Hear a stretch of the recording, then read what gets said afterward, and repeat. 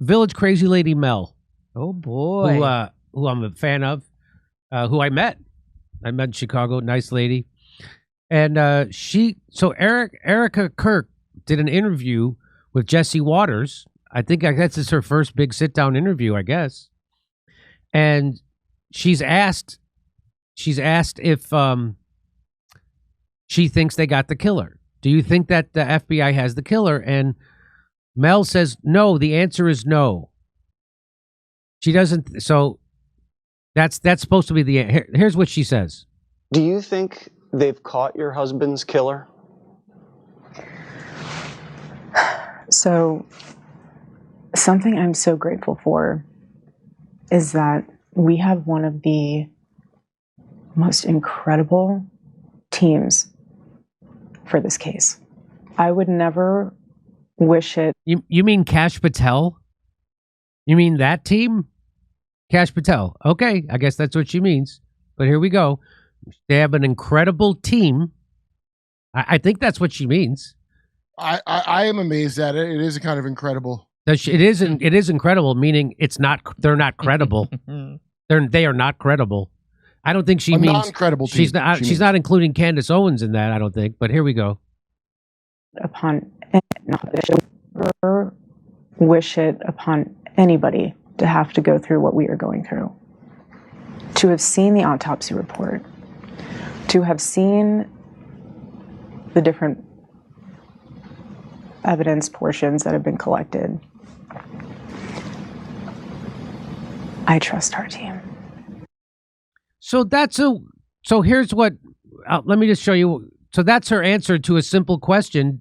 And the simple question is, do you think they've caught your husband's killer?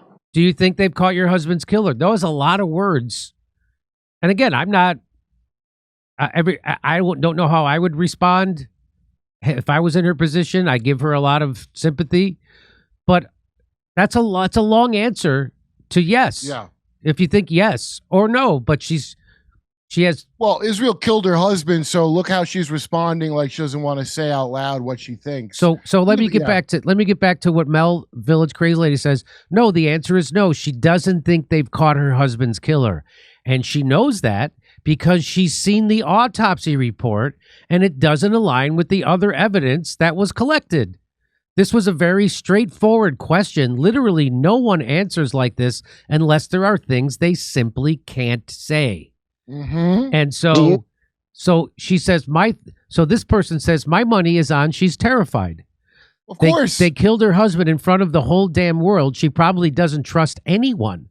She's playing along for safety reasons, and that's why she seems fake. Mel says, my thoughts exactly. I've been asking myself for weeks how I would act if I were her and my husband was assassinated in front of the world and I didn't know who I could trust. And honestly, I'd probably be acting exactly like her.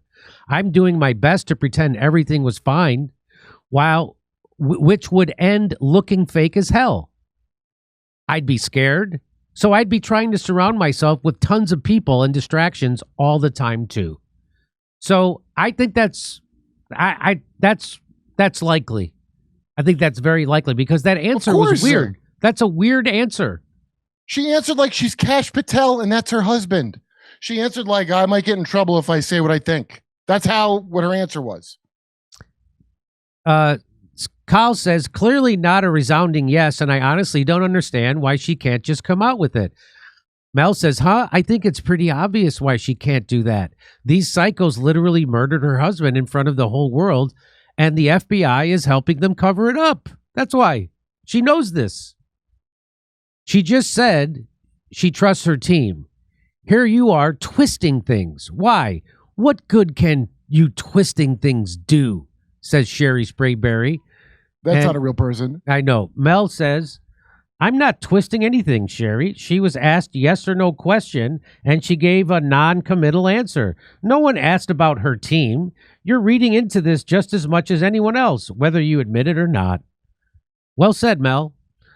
So yeah, let's watch it one more time. Do you think they've caught your husband's killer?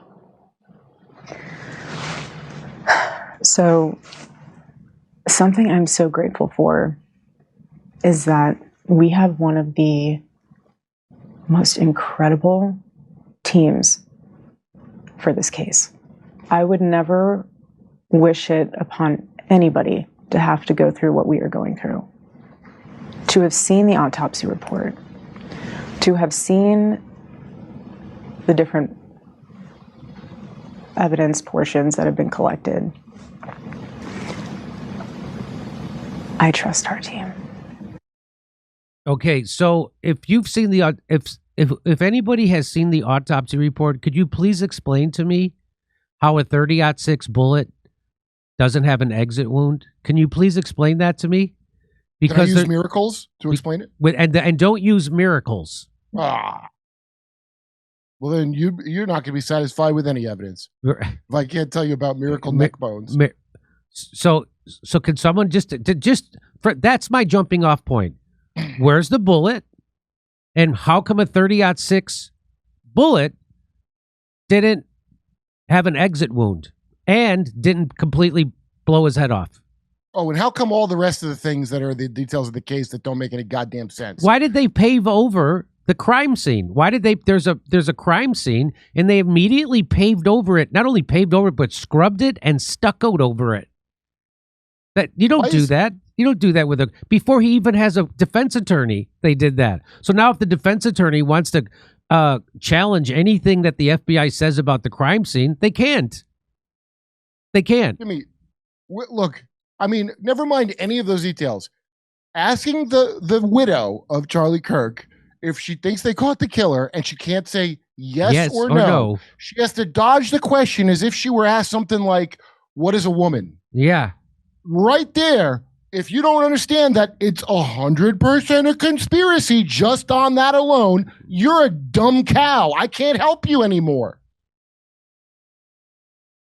You must be stupid or evil to not pick out something that obvious. What? That is not a joke. That's a straight fact.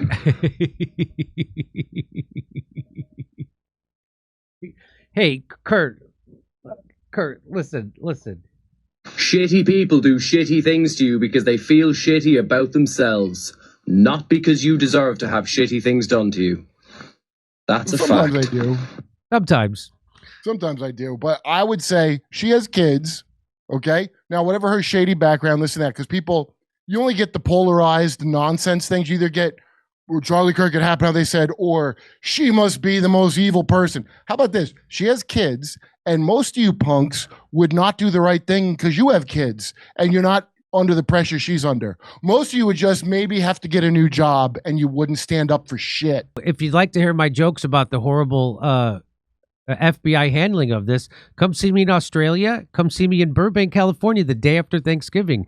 It's a Friday. Lots of people are off that day. In Flappers Comedy Club. It's a wonderful club. See you December 6th in Pottstown, Pennsylvania. January 11th, I'm going to be at the Blue Note in Waikiki Beach. Make your vacation plans now. Have you ever gone to Waikiki Beach? It's the most wonderful beach.